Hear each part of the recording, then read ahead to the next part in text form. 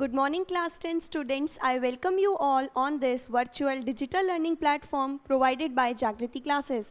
Today we are doing the last part of our chapter. That is, this video is for class 10th, chapter 4, carbon and its compounds. And we'll do the last topic, that is allotropes. Okay, the topic of allotropes is given in the starting of this chapter in a yellow box. So before discussing allotropes, a question which frequently comes in examination is, what do you mean by hydrogenation? That is, what do you understand by the term hydrogenation? Okay, so this is not included as such in any topic, but this you should know that what is the meaning of hydrogenation. Or in other ways, the same question can be asked, that is, how can you convert a given alkyne into alkene or alkane?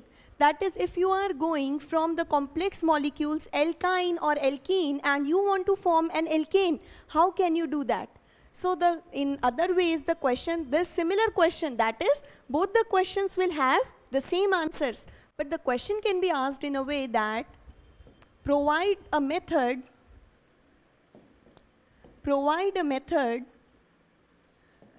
to convert alkynes into alkenes or to convert alkynes into alkanes.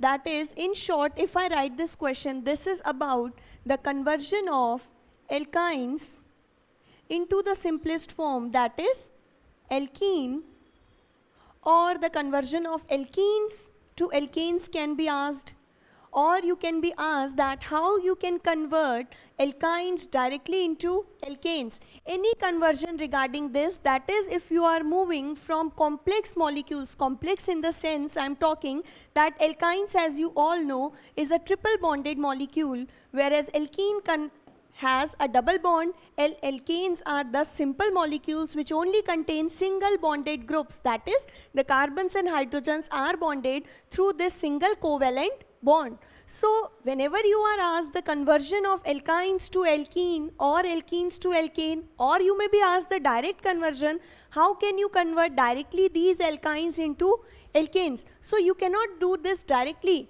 Whatever you will do, you will convert first these alkynes into their respective alkenes, that is the triple bonded structure to the double bonded structure, and from this you will achieve the single bonded structure, that is alkanes. So finally, moving to the answer to this question, that is, if you are given provide a method to convert alkynes into alkenes and so on, you will say the method used here, the method or the reaction used here is hydrogenation. And if you are asked a question in the form of your first question, that is, what do you mean by the term hydrogenation, you do not have to include this first line, okay? The remaining answer would be the same, but if you are asked in the form that provide a method or a reaction, then you have to provide the name of the reaction first. That is, this conversion method is called hydrogenation reaction. And what do we mean by hydrogenation? What do you get? You can actually get it from the name hydrogen. The first word which I can extract from this is hydrogen. And this genation means a kind of addition. Okay, so it means simply hydrogenation is the addition of hydrogen molecule to your given compound. Let's see, first we'll write that hydrogenation refers to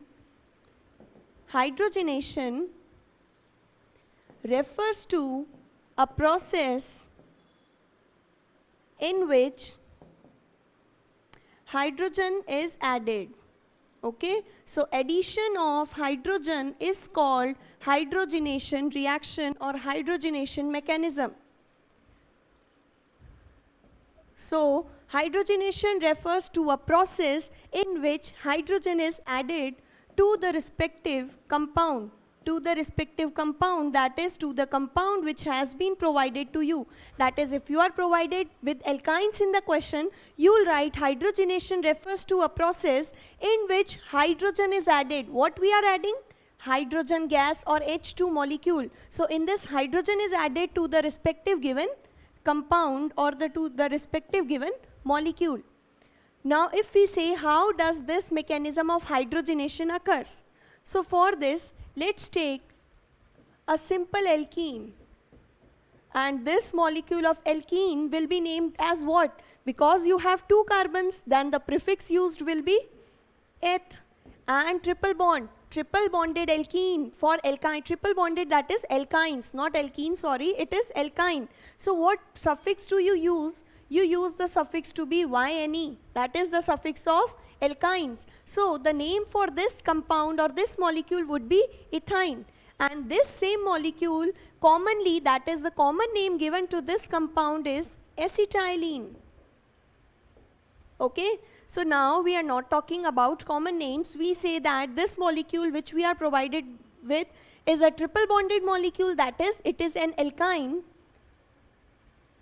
And this alkyne, because it has 2 carbon atoms, so we call it ethyne. Now if you have the aim to convert this ethyne molecule into the respective alkene molecule, that is the double bonded molecule containing same 2 carbons, what you will do, if I want to remove this one bond, that is in both the molecules, what is difference? Only this single bond, that is the triple bond which is present. Out of these 3 bonds, I have one extra bond. So if I try to break this bond, let's suppose I want to break this bond. The breaking of bond I am showing with a wavy line. That is, if you have certain bond and you want to break it, then you show it in a similar manner. So if this wavy line signifies here that I am breaking one of the triple bond, one bond present in this triple bond. And if I am breaking this bond, I have told you earlier that when we practice the electron dot structure, a single bond signifies 2 electrons are present. In simple words, if I talk, then a single bond is formed when you have 2 electrons. Okay? So this bond means you have 2 electrons, one from the first carbon and the next from the second carbon here. If I break these bonds, the electrons which were bonded through a linkage or bond will now get separated, that is, they will now get freed on. So we have these free electrons on both the carbons. Okay? And here you have your H, that is hydrogen. So what I have done in the first step, I have just simply broken off this bond. I have shown the breaking of bond with a wavy line, and on the breaking of this bond, these 2 electrons which were initially present bonded to each other. Because I broke off the bond, these 2 electrons got free, and these free electrons I am denoting with this black dot symbol. Okay, this I will denote with the black symbol. So these are the free electrons. Now what to do? We cannot leave the free electrons as it is, because the free electrons present in any structure is not quite stable. So to make it stable, what I do next is, I add hydrogen molecule to this compound. On addition of hydrogen, that is, I add H2. So whenever I add this H2, what it will do, this H2, one H from this H2 will make a bond with the first carbon, and next will be bonded to the next carbon, because you know H2 comprises of 2 hydrogen atoms, that is, in H2 you have 2 hydrogen atoms with you, and each hydrogen atom contains 1 valence electron. This you all know, because the atomic number of hydrogen is 1. 1 signifies that number of protons which is equal to atomic number is 1, and number of electrons in hydrogen is also 1. So when I add hydrogen, that is these 2 H atoms, each containing 1 valence electron or 1 single electron, what I'll get is, I'll get this molecule as it is first time drawing. Then I'll draw the valence electrons which were freed, okay, when the initial bond was broken. Now I am adding these 2 hydrogen atoms to this carbon with their valence electron. So now whenever I get 2 valence electron, one of hydrogen and one from carbon, then these valence electron will in turn form a bond. So this structure can be represented, that is the first carbon is bonded to two hydrogens, so I am writing CH2, then it is double bonded to your next carbon, and this carbon is in turn bonded with the other two hydrogens. So I think there is no doubt in this, and this whole mechanism, that is, let's see, we took the starting molecule ethyne, that was our alkyne, and at last what did you achieve as the end product? The end product is your alkene molecule, because you know the double bonded compound is called alkenes. And can you give the exact name to this alkene? That which alkene is this? It's quite simple. You know, as this is a alkene, in naming we want two things to name a compound. We need to know firstly the number of carbons. Okay, you have two things in order to make the name of any given compound. You have a prefix and you have a suffix. Then this prefix is decided by what? This prefix is decided by the number of carbons present in your molecule. So how many carbons do we have here? We have two carbons in our molecule, and these two carbons, the prefix which we used, I have already discussed in my previous video lectures, a table. That is, if you have one carbon, then the prefix what you use is meth. If you have two carbons, then you use eth. In turn, I have discussed whenever you have number of carbons from 1 to 10, the different prefix which you can use. So here, because we are having two carbons, then the prefix which would come is eth. And because this is a alkene, the suffix is on the basis that either it is a alkane, alkene or alkyne. And you know, you can say either the molecule contains single bonds, or it contains any double bond, or at least one triple bond. If it contains, then it would be called a alkyne. So here we have one double bond. So this is definitely a alkene molecule, and the suffix which we use is -ene. So the name would be ethene. So this is a ethene molecule what you have here. So we can say that we converted our ethyne, which was the alkyne, into a alkene, that is our ethene. Remember, during hydrogenation, that is this whole process, what we did here, addition of hydrogen. This is called hydrogenation. This is known as the process of hydrogenation or the reaction of hydrogenation. As I told you earlier, this is the addition. This is the addition of hydrogen. So hydrogenation, the mechanism I have explained to you. Now can you tell me what if I'll get if I want to convert this ethene or alkene into alkane? How would I do that, and what would be the mechanism? If you have understood this mechanism, the process would be the same. You have to make this double bonded compound a single bonded compound. How to achieve this? If you have understood, you can try it. Okay, you can pause the video, you can try, and then you can check your corresponding answers.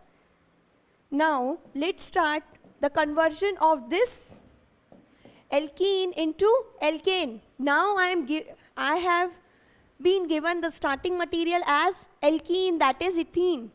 Now what I'll do, first step would be the same, that is when I had triple bond, I broke one bond. So here also what I'll do is, I'll break this bond because I need to have only a single bond between my carbons. So I'm breaking the bond. Upon breaking the bond, what I'll get is, I get C, single bond C, that is this single bond is still present. Then I have two hydrogens, and then what you'll have, as shown earlier, this bond means two electrons are bonded to each other. Now when I break this bond, these two electrons will get free. So these free electrons I am representing, one with this carbon and the next one with the other carbon. Now following the same mechanism, after breaking of bond, we get free electrons on each carbon. These free electrons, when added upon by hydrogen, then we get the corresponding molecule. So I am saying now I am adding hydrogen to my molecule. So what would I get is, I already have this structure with 2 free electrons on each carbon. When I add this H atom, I have told you earlier in detail that how these H atoms are added. So whenever I'll add my hydrogen atoms, each containing 1 valence electron with it, then these hydrogen atom will form bonds with this. And in turn, this whole molecule can be simply represented as CH3 single bonded to CH3. That is, you have 1 C with 2 H, and now when this hydrogen also gets added up, you have total 3 H. So you can write CH3 molecule. This is CH3, which is singly bonded, or it has a single covalent bond with the next CH3 molecule. So this is what? This is your ethane molecule. Because it is single bonded compound, so we are using the suffix ane, and because it has 2 carbons, so the prefix which would come is eth. So we get alkane from our alkyne molecule respectively. So this is what we discussed about hydrogenation. Hydrogenation means the conversion of alkynes into alkenes, and then the respective conversion of alkenes into alkanes. If you are asked how can you convert your given alkyne into this alkane, so the process would be same. There is nothing short method that you can convert them directly. No, you have to first make alkene from your alkynes, and then you will make alkane. Okay, you have to do this whole. So this is what we mean by hydrogenation, and I have explained you in pretty much detail that how hydrogenation is carried out. Now our last topic to be discussed, as I told you in the starting of the class, it is allotropes. So our topic is about allotropes. What do you mean by the term allotropes? So firstly, we'll see the definition of allotropes, that is the compounds which show same chemical properties, the compounds which show same chemical properties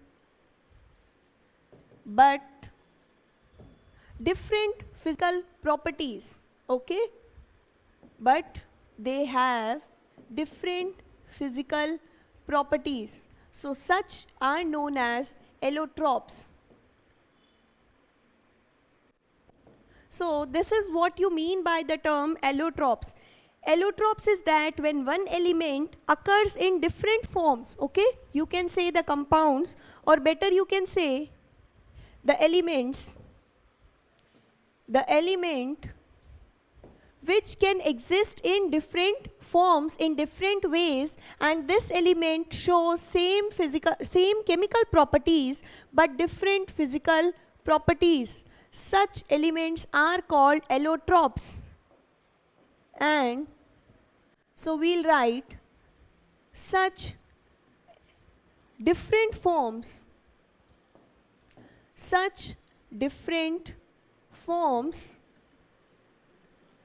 are called allotropes.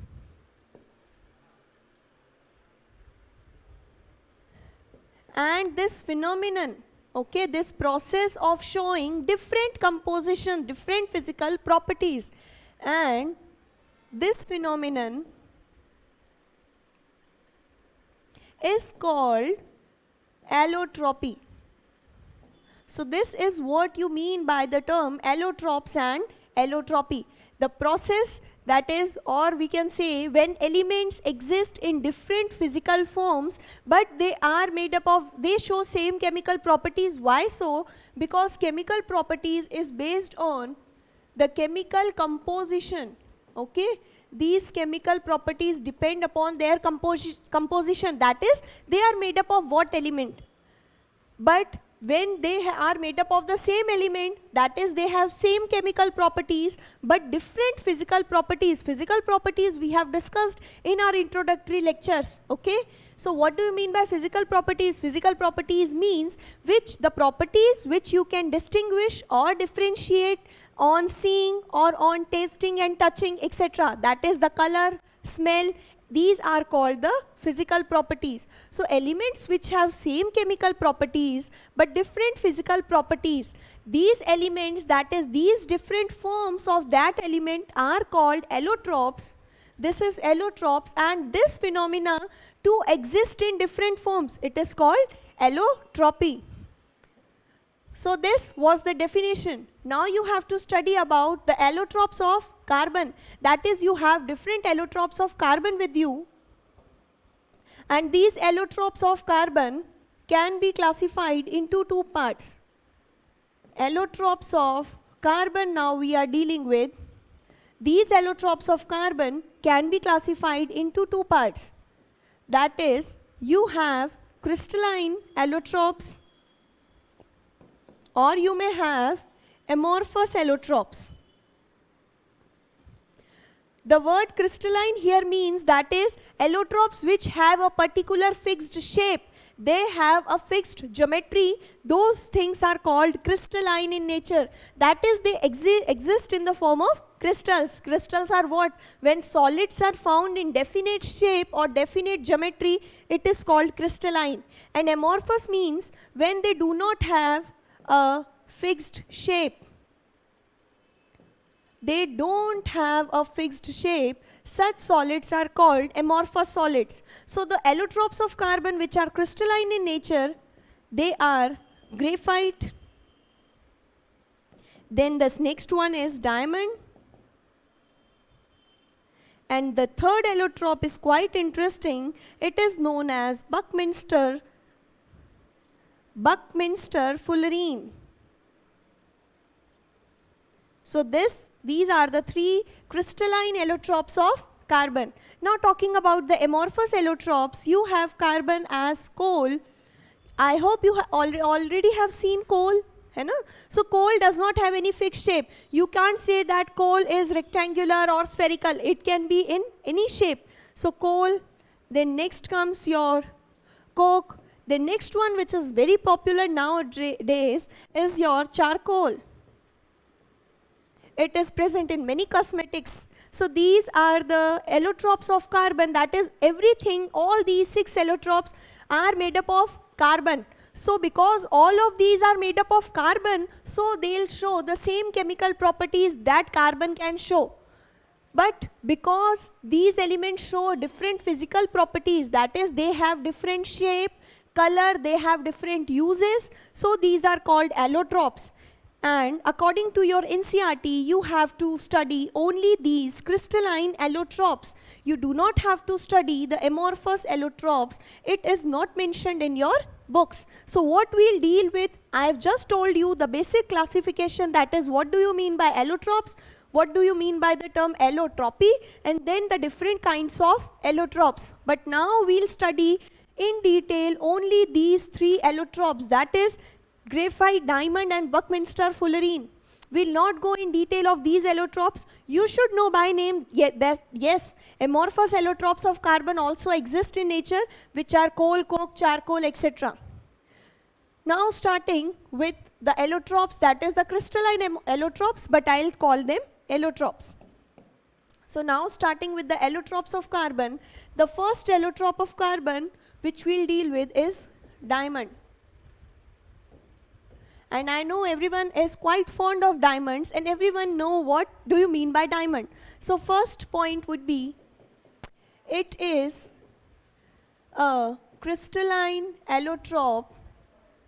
This is a crystalline allotrope of carbon.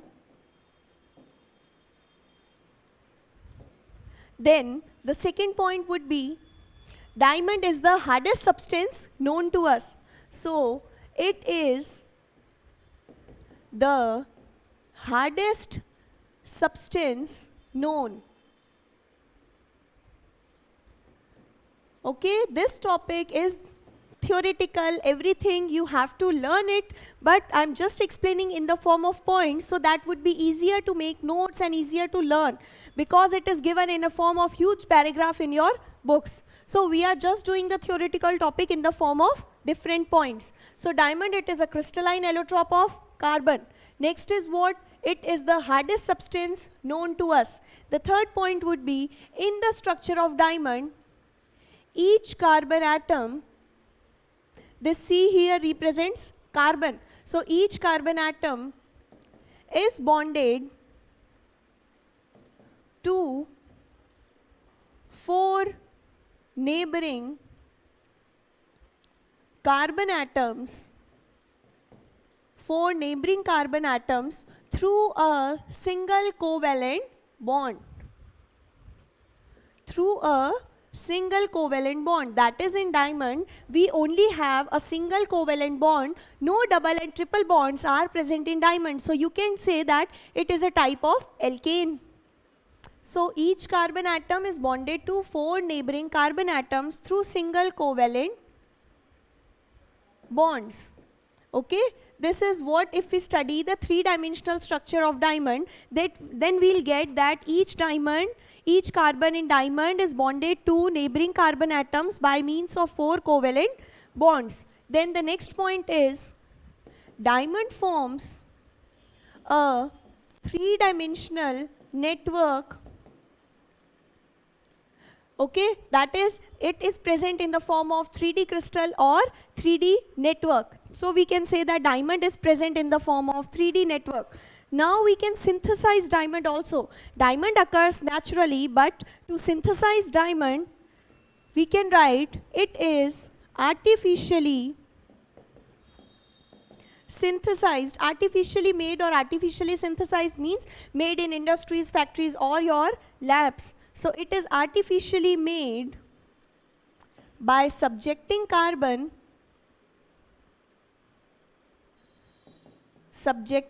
your carbon atoms to very high temperature and pressure. To very high temperature and pressure. And in turn, because diamond is made when you supply your carbon atom with extremely high temperature and pressure, so diamond possess very high melting and boiling point. That is, diamond has a high melting point and boiling point. So this is account of diamond, that is the properties of diamond what we have. It is the hardest substance, then it is joined by 4 single covalent bonds, then it is made by applying pressure and temperature which is very high. Then you can say that it exists in octahedral structure. Okay, its structure is octahedral. This point you have to remember. In your higher classes, you will study different geometries of crystals or of compounds. That is pyramidal, octahedral, everything. So you will get there. Then you can also include a point, that is, diamond is a bad conductor, or you can write insulator, bad conductor of heat and electricity.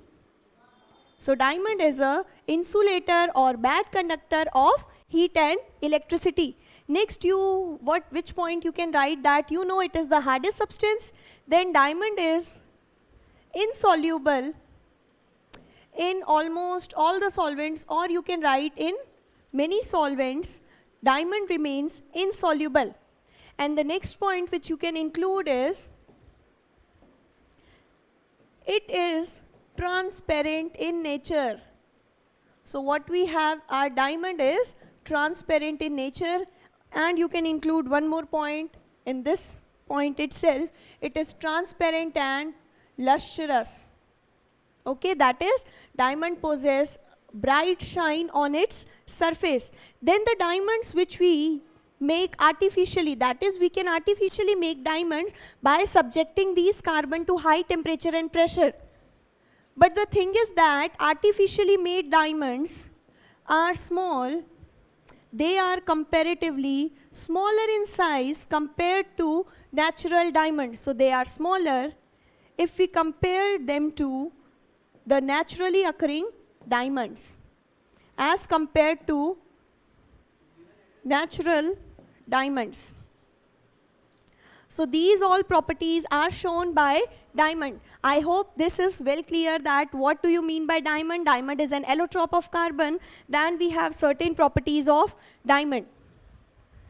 Now next we have what the second isotope, allotrope, not isotope, the second allotrope, which is graphite. So first difference we saw in diamond just recently, that in diamond there is one carbon atom which is bonded to the neighboring carbon atoms with 4 covalent bonds, and because we have 4 single covalent bonds in diamond, whereas compared to graphite, it is, first point can be, it is smooth and slippery. That is diamond which was very hard in nature, whereas graphite is smooth and slippery. Then the next is what? In graphite you have each carbon atom is bonded to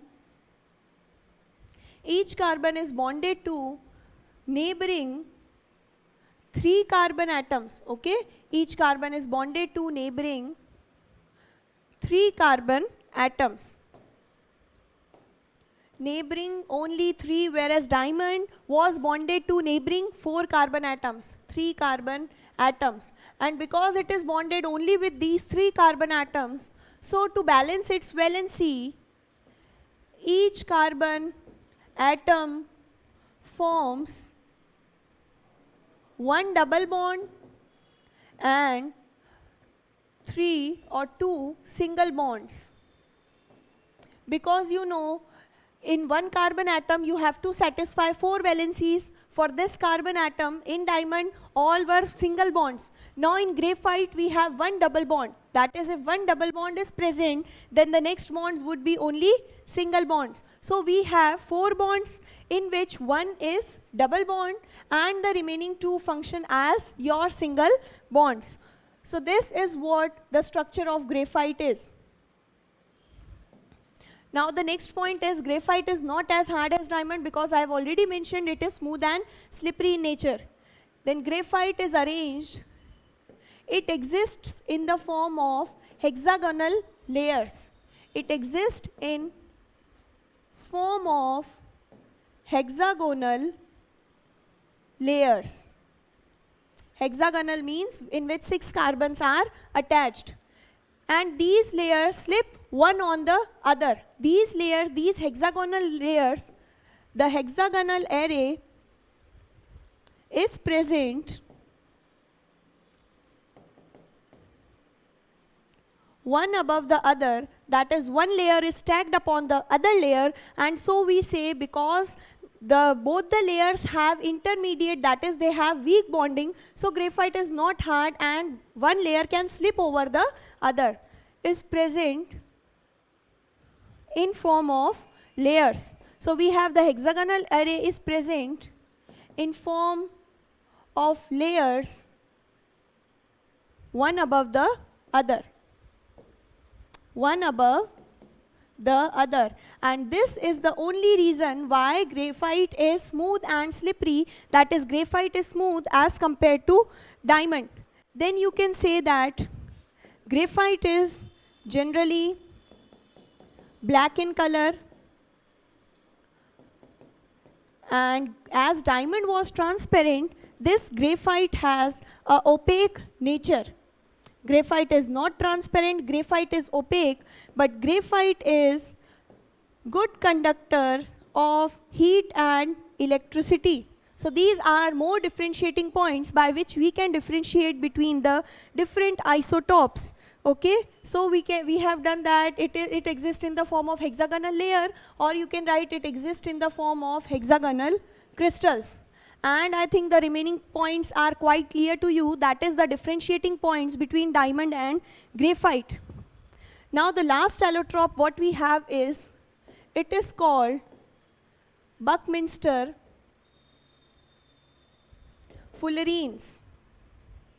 So why it is named with such interesting name, if you imagine, then it is referred as Buckminster fullerene on the basis of its discoverer, that is the person who discovered it. So it was discovered by Buckminster fullerene was discovered by a US architect named Buckminster Fuller. And so it is called fullerene or Buckminster fullerene. Now, this allotrope has a shape similar to football. Okay, the shape of this allotrope is just similar to football. This allotrope of carbon contains much carbon atoms, that is, it contains approximately 60 carbon atoms. Now, many other fullerenes, these fullerenes means the compounds which contain many carbon atoms, and many other fullerenes are discovered recently which may contain 70 to 80 carbon atoms. So, these are called C70 and C80 isotopes. Then, out of these 60 carbon atoms, in the structure of Buckminster fullerene, you can see 20 hexagonal shaped crystals, 20 hexagonal crystals. That is, when 6 carbons are attached in the structure, we call it hexagonal. So we have 20 hexagonal crystals. With this, you have 12 pentagonal crystals in Buckminster fullerene. So this is what fullerene is, a very high molecule, and the shape of fullerene, that is the exact word, you can say its shape is similar to the structure of football. But talking about the exact structure of fullerene, you can say that it has a geodesic dome shape, okay?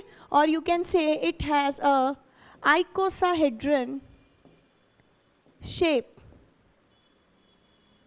So this was an account of Buckminster fullerene, that is the third allotrope of carbon. And this Buckminster fullerene, you can add that it is dark solid at room temperature. It is a dark solid at room temperature. So this was everything about the allotropes of carbon. So here now we have completed our chapter 4 according to your revised 2021 syllabus. Except all these topics which we had covered, we have not left any topic. So this is the completion of the chapter. Other topics like nomenclature and naming of compounds, then the reactions of some other components, and the working of soap and detergent, it is not coming in your course. It is deleted by CBSE for your 2021 boards. So this is the completion of our chapter. Now if you have any kind of doubt, you can ask me. Please go through all the video lectures from starting to this, and then if you have any doubt, then you practice the NCERT questions. These are better enough given in the in-text question or at the end of the chapter, and then you may ask all your doubts. Okay, thank you for joining the class.